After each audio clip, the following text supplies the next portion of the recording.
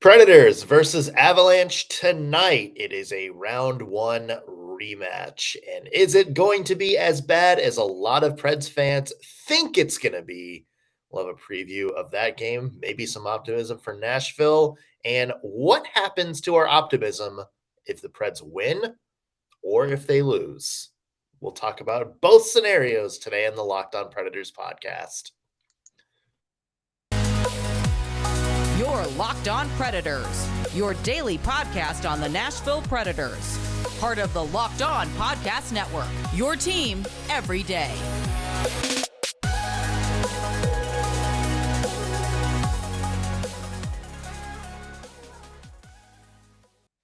Thank you for making Locked On Predators your first listen of the day. Every single day, we are your free daily Nashville Predators podcast, available wherever you get your podcast and on YouTube.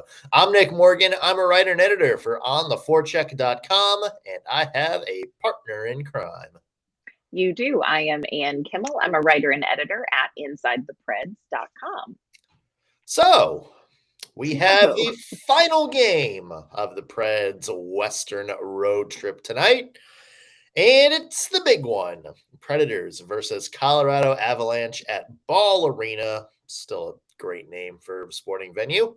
This is the first time the two have met since last year's round one Stanley Cup playoffs debacle.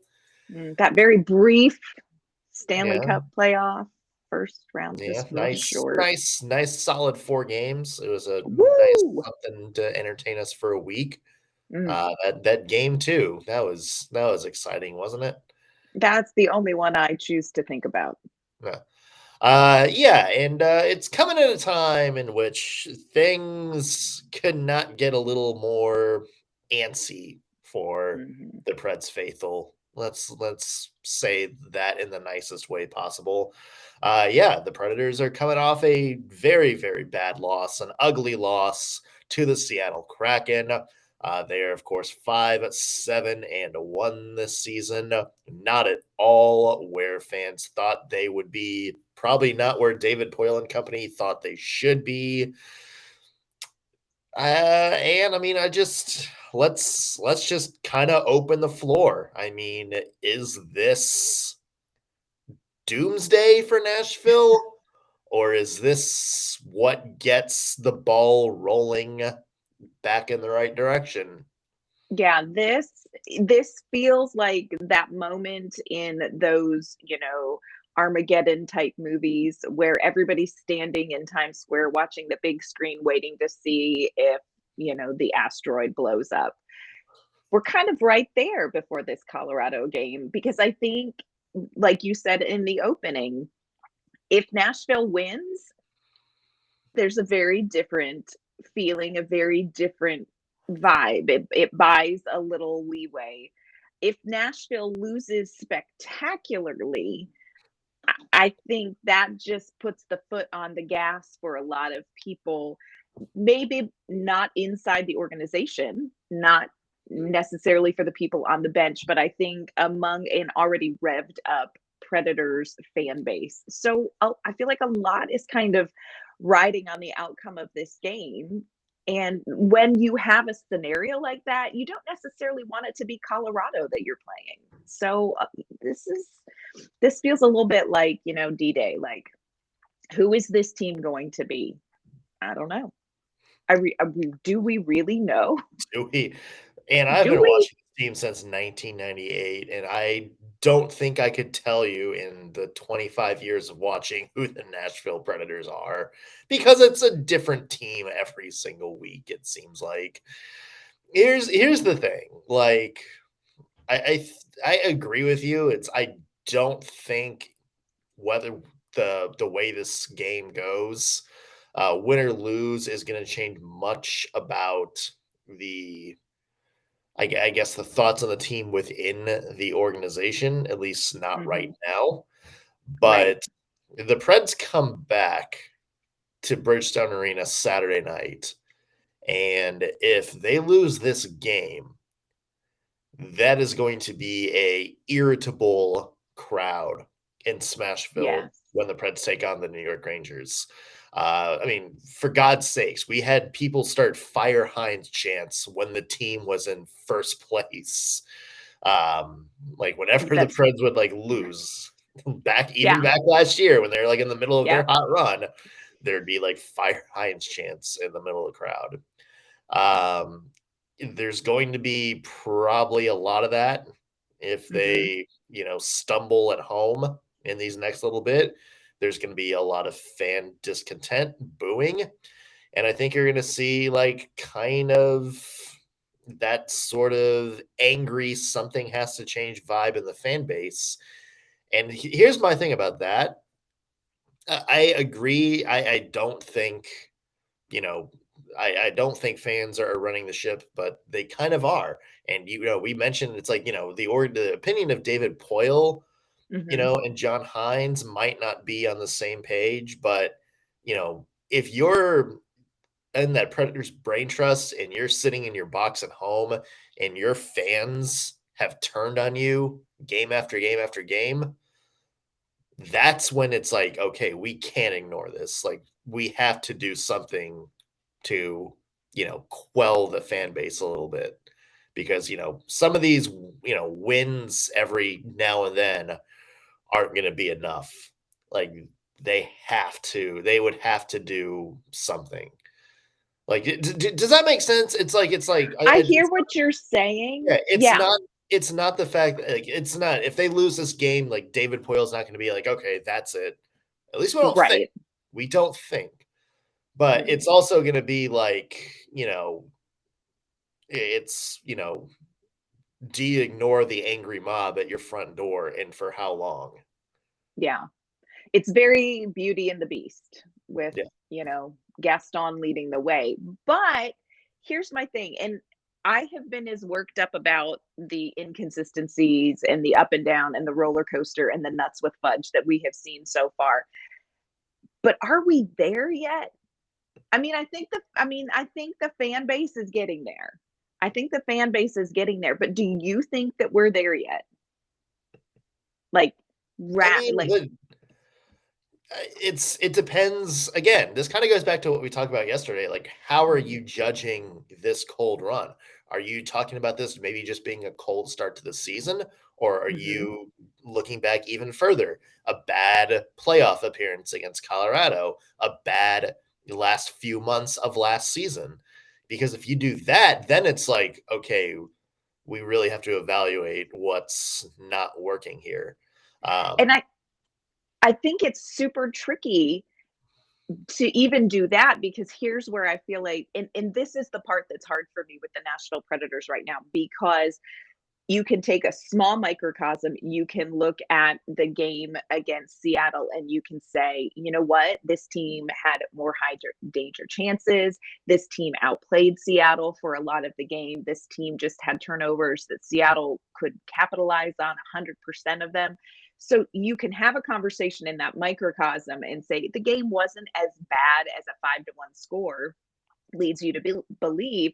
And then I think you can look at what you're talking about, and I think you can see it through two very different lenses too.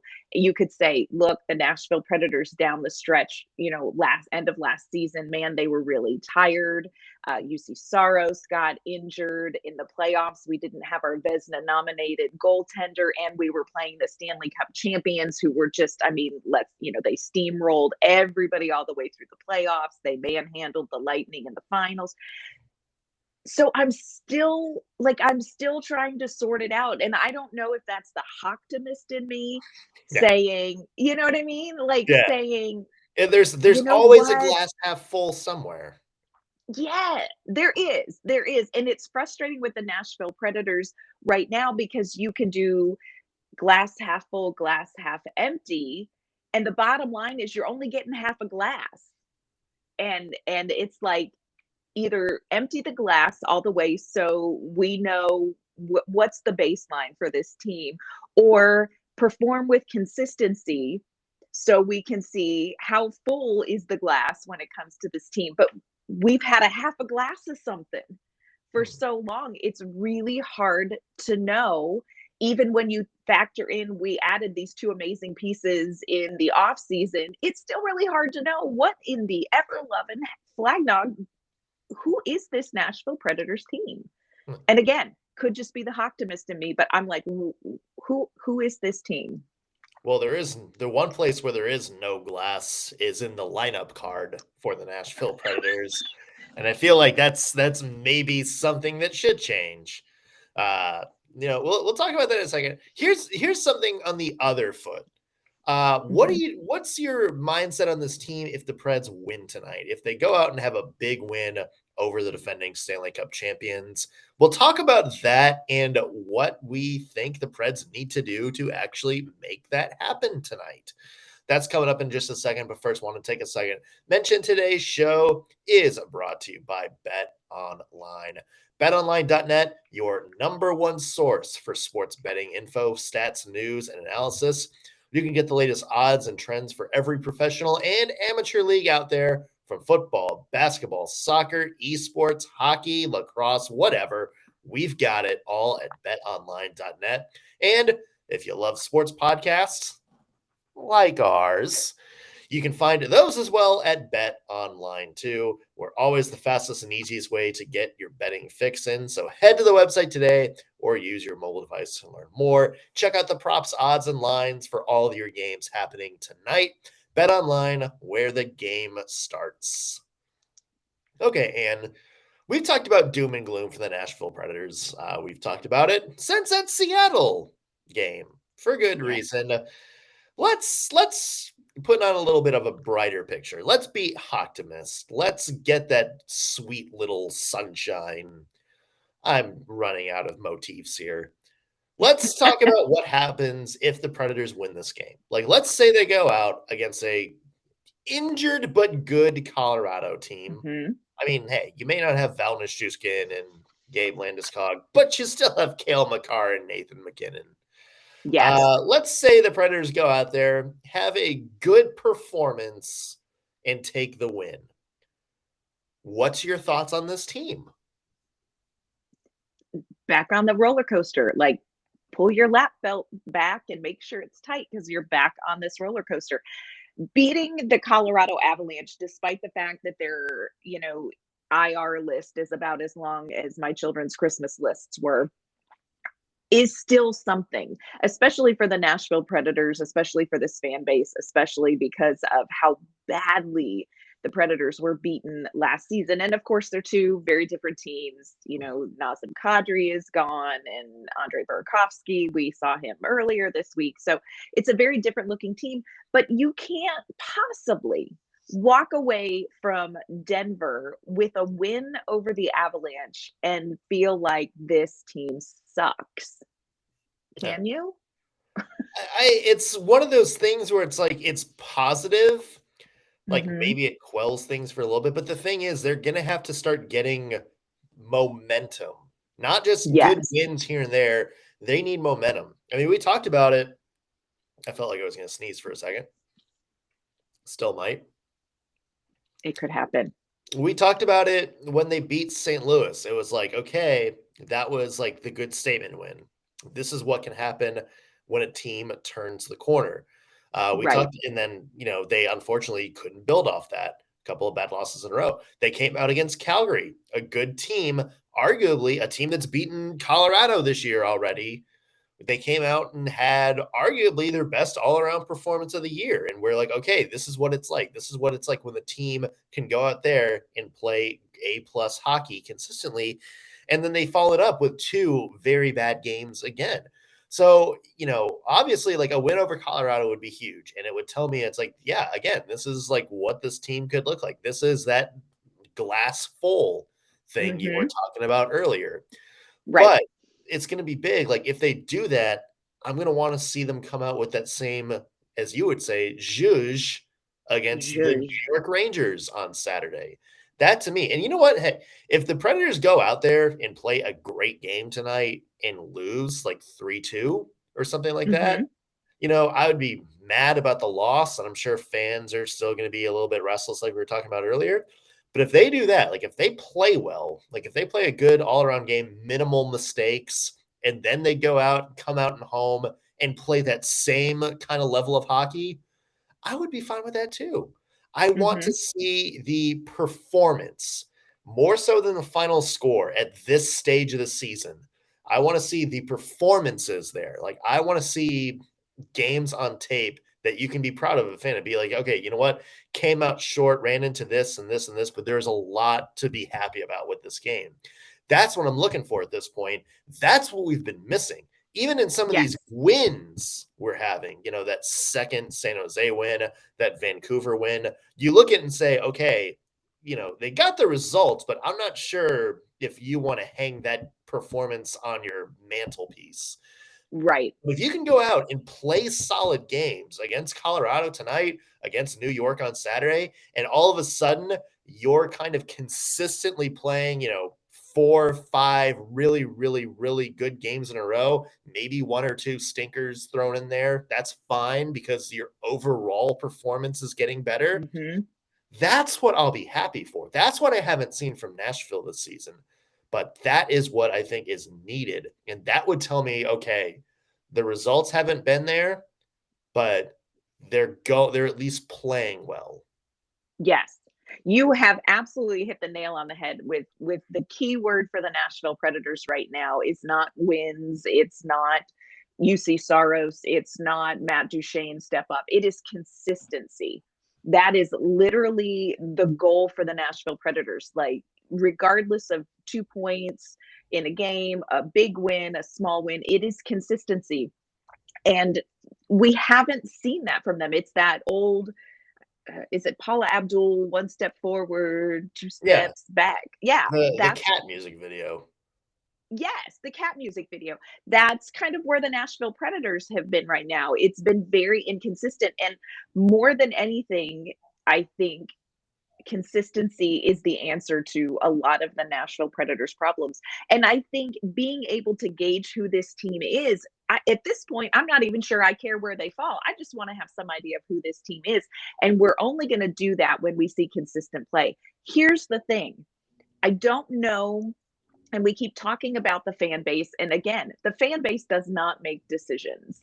But I don't know that the fan base wants to hear be patient, but that's a little bit where we're at with the Nashville Predators, and it's very hard, especially after losses like they had against Seattle, when the mistakes, where the inconsistencies were so obvious and so costly. It's really hard to say, just be patient and see what we can string together, see what type of play we can string together over 4 games, 5 games. If you look at the Seattle game, minus those pockets of mistakes, the team played fairly consistently. Like, if you look at possession, if you look at some of the hockey viz graphs and that kind of thing, you can see that they played with some consistency, but their inconsistencies cost them.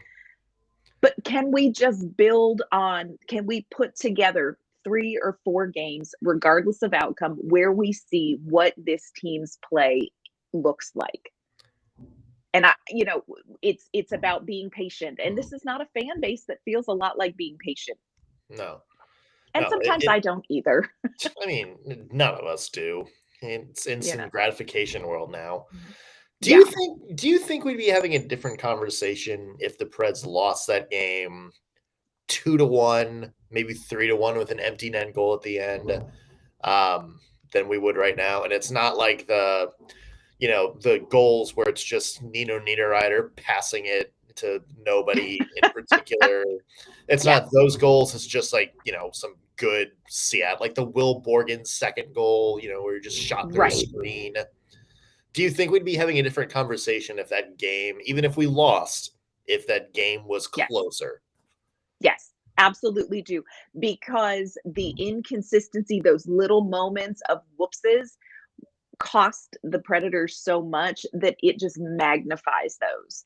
And the team talked about it. When you have 4 huge goals that you give away in the first period, no matter how consistently you play from there on out, that's an awfully big hole to dig out of. I think if you go into the first period after that game and you're down 2-0, no, regardless of the outcome, it feels like a different game. I think when you walk out of Seattle 5-1, the other thing too is I think there's a perception about losing to Seattle based on who this team was last season and just how rough they were last season. And the Seattle's putting some things together.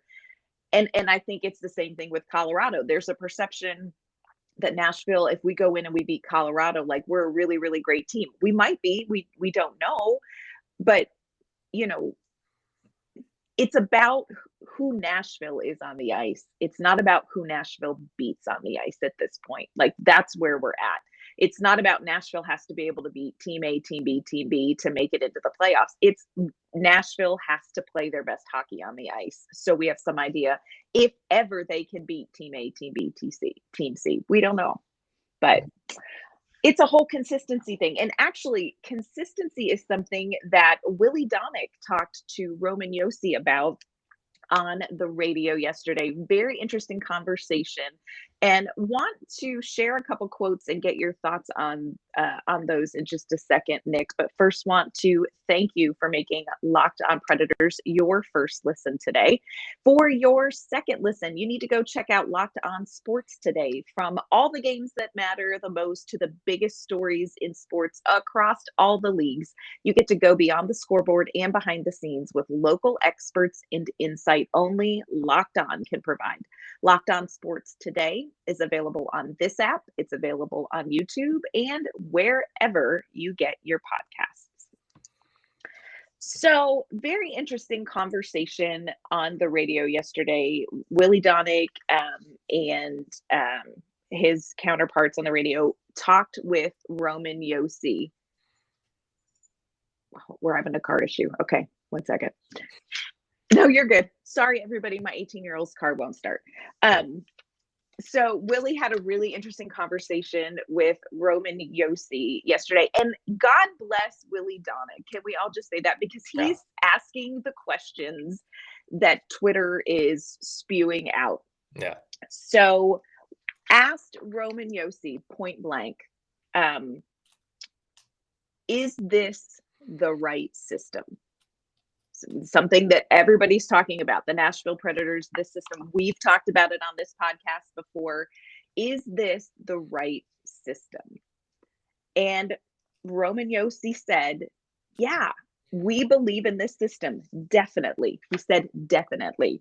He said, we all know if we play our system, we're a very good team. The problems are not with the system. It's with mental lapses. If we play right and play consistently, we can be successful doing what we're doing. Agree or disagree? Well, first off, what else is Roman Josi going to say there? I know, he's so sweet. He's not going to be like, this is ridiculous. But he was very emphatic. Yeah. Does he boo Hines? Like if the Preds start losing, does he just turn around on the bench with his little Swiss accent and just go boo? That's my Swiss accent. By Your the way. Swiss boo. I like it. Swiss I like boo. it. Boo. Boo. It's very Ricola of you. Any Roman Josi or Nino Niederreiter function now. Yes. Here's the thing, Anne.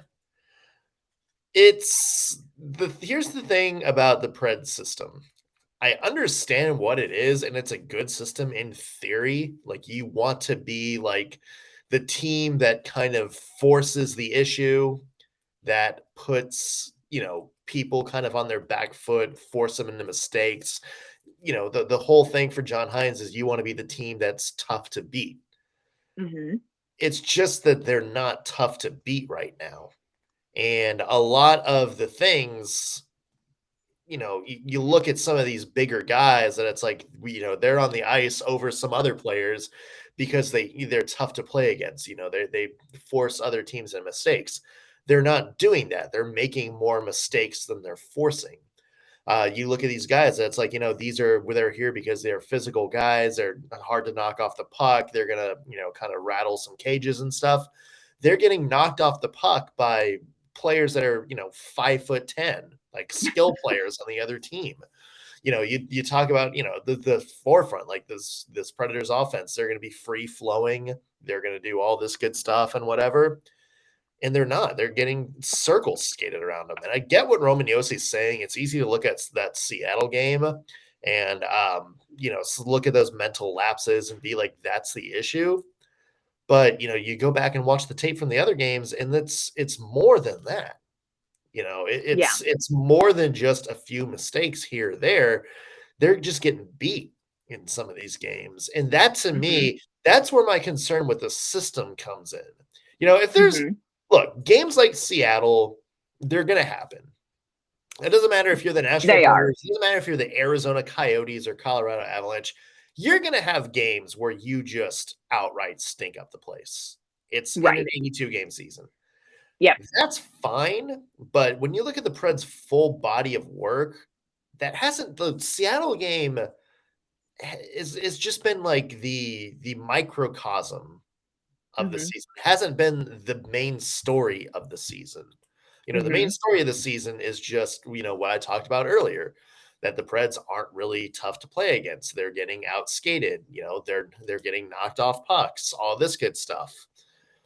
That to me is where maybe some questions about the system come in. And look, maybe the system's fine, Hmm. but then you got to find better players to fit that system, because right now, a lot of the players you have on that ice, Hmm. they're the ones that are getting knocked off the puck. They're the ones that are making more mistakes than they're forcing mistakes.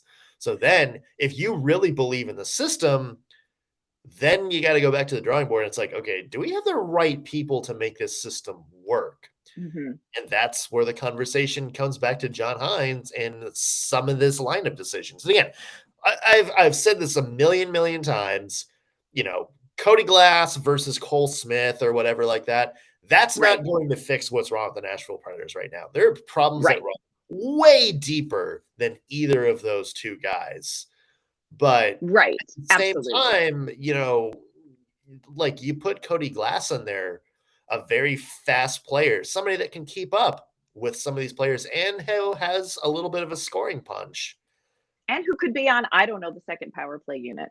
Yeah, I mean, does that not kind of at Hmm. least at least give you an idea of what he can do? And I'm not talking about what John Hines did, where he put him on the second line and then after a period shuffle the deck because he what was the quote, wasn't playing like he wanted him to play.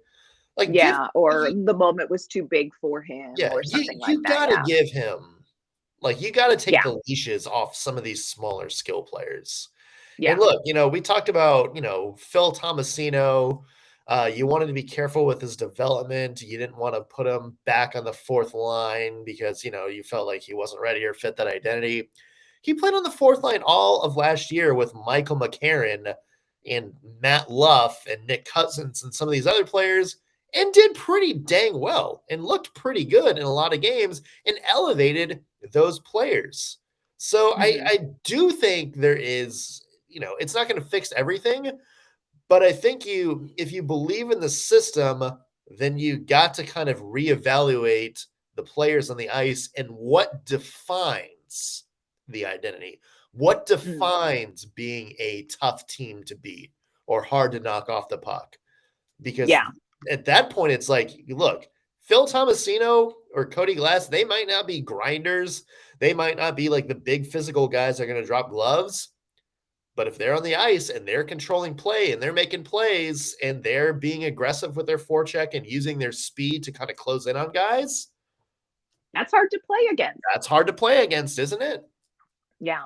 And one thing I will say too, when we talk about the system and does this system work, no system is going to work if you give up 4 goals in the first period because you can't, you know what I'm saying? And especially this kind of grinded out for checking hard, this sort of identity hockey, because that takes time. And when you go down 4 goals in the first period, you got a hole to dig out of, and you are running out of time to slow another team down, to interrupt their play, to battle for puck possession.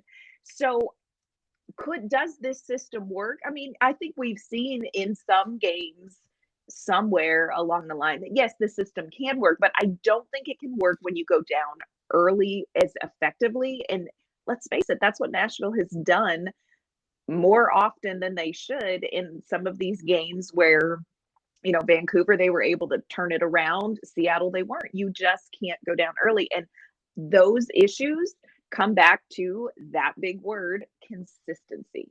It comes back to being consistent. You can't give up 4 goals. I don't care if you play a system where you pirouette the puck down the ice, one-footed. You can't go down 4 goals and expect some magic system, regardless of what it looks like, to always be able to dig you out of that hole. So it's about consistent play. It's about 60 minutes. And the Predators have not had great starts to their games. So start at first puck drop, especially tonight against the Colorado Avalanche. Can we just, please? Very quickly, tonight's game against the Colorado Avalanche. What's one thing that you want to see the Preds do that you think will give them a key to a win tonight? I think execution in things like exiting the defensive zone. I think just the zone entries and exits for me is going to be huge, because it interrupts any sort of play you want to do. It interrupts momentum. It just clean zone exits, clean zone entries. I mean, I know they're going to dump it and chase it and all that kind of stuff, but can we just execute well on those passes? Please and thank you. What about you? What's the key for you? It's kind of along the same lines. I think you got to clean up your play with the puck. The Predators are one of the worst teams in the NHL right now when it comes to giveaways. They have just not been playing clean hockey. You saw it bite them against Seattle.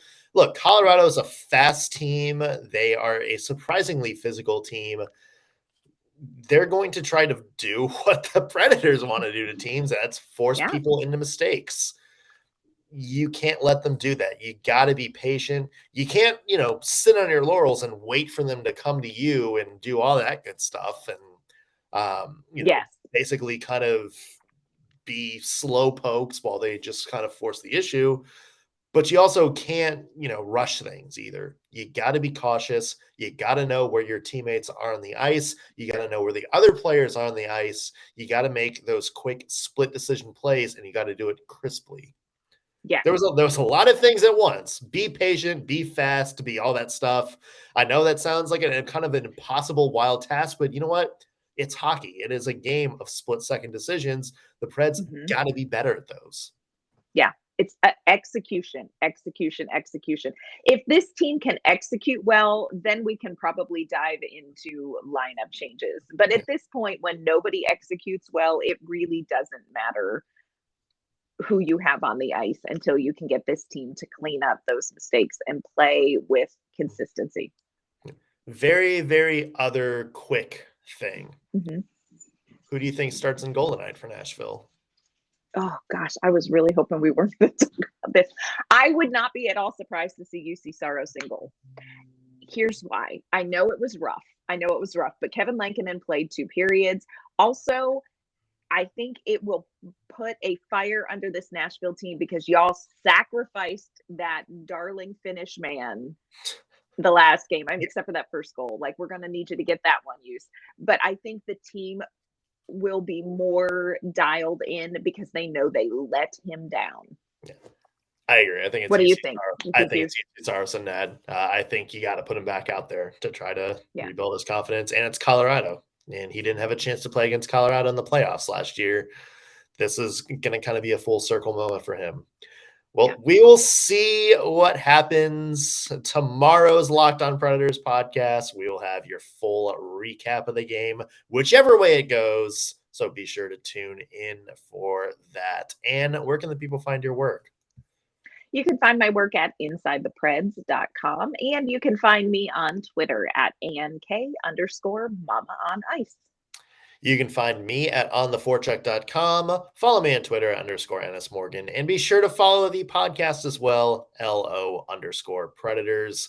Whatever platform you're listening to us on, Spotify, Amazon, Google, all that good stuff. Be sure to subscribe and leave us a review if you like what you heard. And if you're watching this on YouTube, be sure to subscribe and hit the bell notification as well. Leave a comment.